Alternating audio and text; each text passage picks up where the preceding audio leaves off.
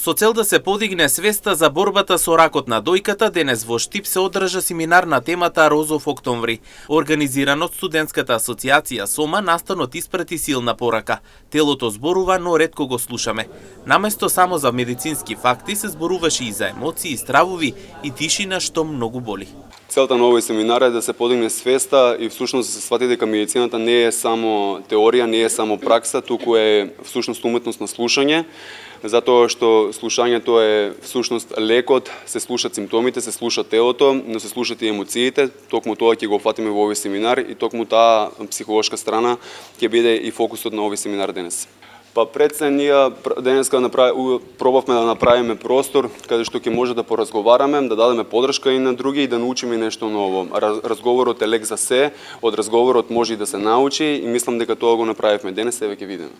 Дека ова заболување е се почесто во денешницата, особено кај помладите. Согласна беше радиологот од клиничка болница Штип Габриела Димова.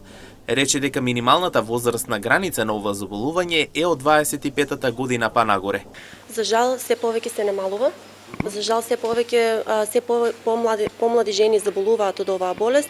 Ако претходно просечната граница е била 45 до 50 години, сега просечната граница е минималната возрастна граница е од 25-та година па нагоре, во просек и околу 35 до 40 годишни жени заболуваат. Колку и мажите заболуваат од ова? Околу 1% од сите диагностицирани паѓа на карцином на дојка кај мажи.